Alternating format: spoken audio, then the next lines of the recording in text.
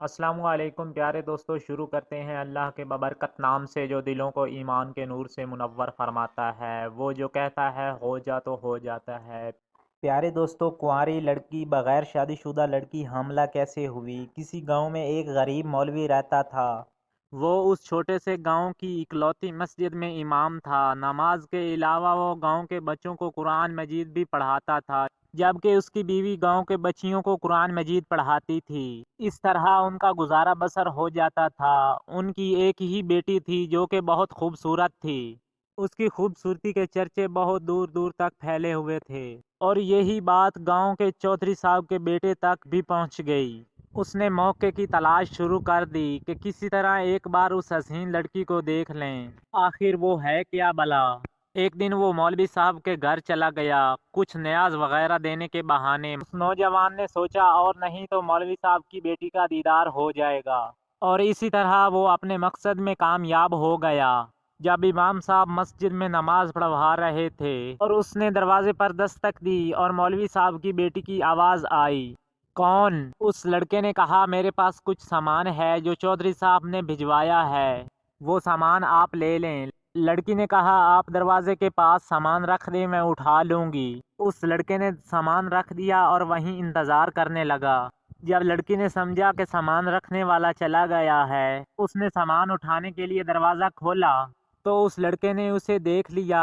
وہ لڑکی اتنی خوبصورت تھی کہ لڑکے نے صرف دیکھا ہی نہیں، اس پر عاشق ہو گیا اور وہیں اپنا دل دے بیٹھا۔ جب لڑکا گھر آیا تو ضد پکڑ لی کہ میں نے شادی کرنی ہے تو صرف مولوی کی بیٹی سے ہی کرنی ہے۔ اس لڑکے کا باپ چودھری صاحب اس رشتے کے حق میں نہیں تھا۔ چودھری صاحب نے اپنے بیٹے کو کہا کہ میں جا کر مولوی صاحب سے بات کرتا ہوں۔ چودھری صاحب مولوی صاحب کے گھر آیا اور مولوی صاحب سے کہا، میرا بیٹا شراب پیتا ہے، جوا کھیلتا ہے، ہر قسم کی اس میں برائی ہے۔ چودھری صاحب نے مولوی صاحب سے کہا، میں آپ کی بیٹی کا اپنے بیٹے کے لیے رشتہ مانگنے آیا ہوں، اگر آپ انکار کریں گے تو میں خوشی سے واپس چلا جاؤں گا۔ یہ نہ سوچنا کہ میری ناراضگی آپ کی زندگی میں کوئی خلل ڈالے گی، یہ تو میرے بیٹے نے مجھے مجبور کیا ہے۔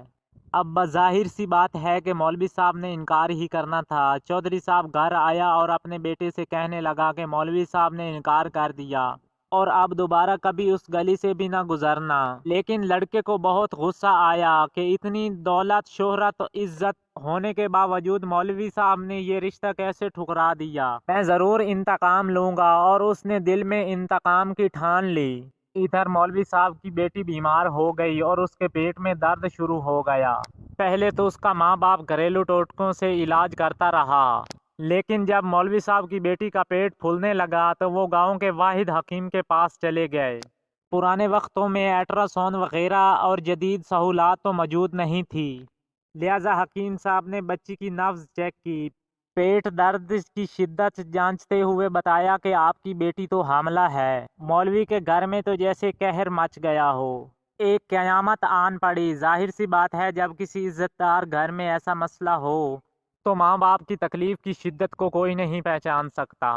مولوی نے اپنی بیٹی کو بہت مارا پیٹا، کہا کہ کس کے ساتھ اپنا منہ کالا کروا آئی ہو، کس کا بچہ ہے تیرے پیٹ میں۔ ایک دو بار اسے قتل کرنا بھی چاہا، لیکن وہ بچنے میں کامیاب ہو گئی۔ مولوی صاحب کو یہ یقین ہو گیا کہ اس کی بیٹی بے گناہ ہے۔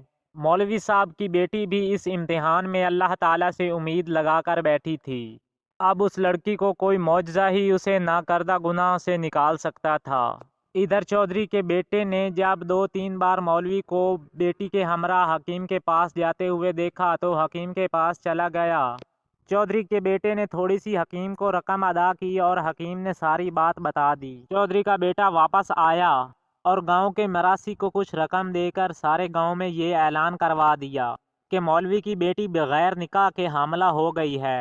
گاؤں کی عورتیں مولوی کے گھر آنے لگی اور پوچھنے لگی کہ ایسا کیا ہو گیا کہ آپ کی بیٹی کو یہ گناہ کرنا پڑا، اس کی شادی کیوں نہیں کروائی تھی، کس کے ساتھ منہ کالا کیا۔ غرض جتنے منہ اتنی باتیں۔ بالآخر گاؤں کی پنچایت نے یہ فیصلہ کیا کہ مولوی صاحب سے مسجد کی امامت واپس لے لی جائے اور مولوی کو 1 ماہ کا وقت دیا گیا کہ آپ اپنی رہائش کا بندوبست کر لیں، آپ کسی اور گاؤں میں چلے جائیں۔ گاؤں والوں نے اپنی بچیوں کو مولوی صاحب کی بیوی کے پاس جانے سے روک دیا۔ ہر طرف سے مولوی صاحب پریشانیوں میں گھر چکے تھے۔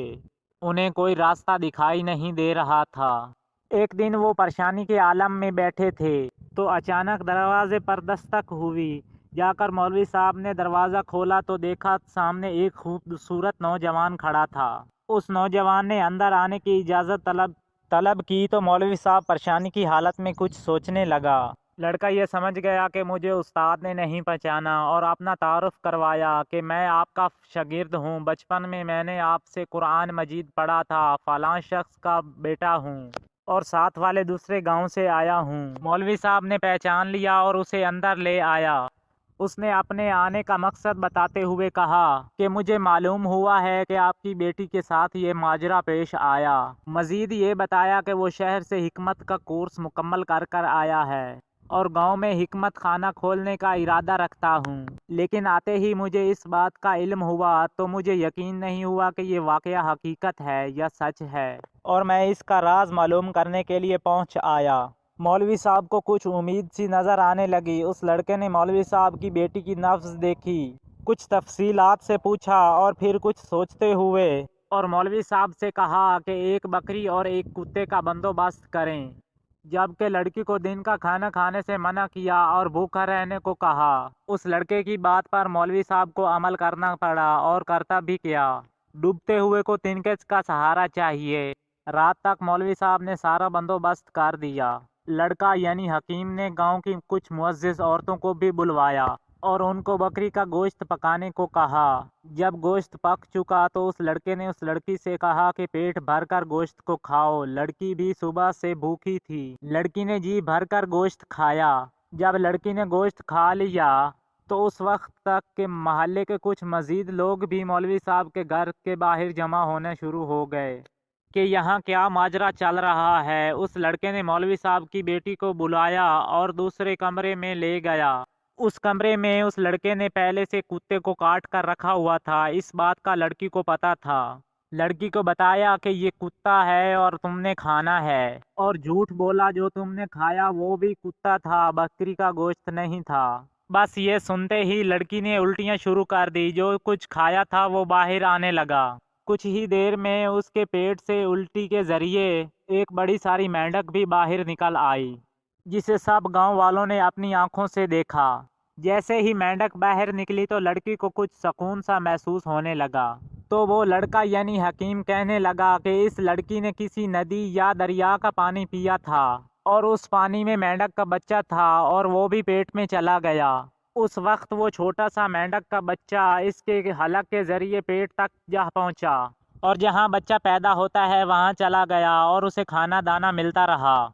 जब वो मेंढक का बच्चा बड़ा हुआ तो इस लड़की को तकलीफ होना शुरू हो गई। लोग इस लड़के की जहनीयत और हिकमत को देख चुके थे और उस लड़की की पाकीज़गी भी सबके सामने वाजिया हो गई। मौलवी साहब को उस लड़के की अक्लमंदी और मुश्किल वक्त में साथ देने पर खुशी हुई। मौलवी साहब ने उस लड़के यानी हकीम से अपनी बेटी का निकाह करवा दिया और वो हंसते बसते अपनी ज़िंदगी बसर करने लगे। दोस्तों, उम्मीद है कि आप सबको ये वीडियो अच्छी लगी होगी। अगर आप सबको ये वीडियो अच्छी लगी है तो हमारे चैनल को लाइक करें, सब्सक्राइब करें और बेल आइकन को दबाना ना भूलें, ताकि मिलते रहें अच्छी अच्छी वीडियो के साथ।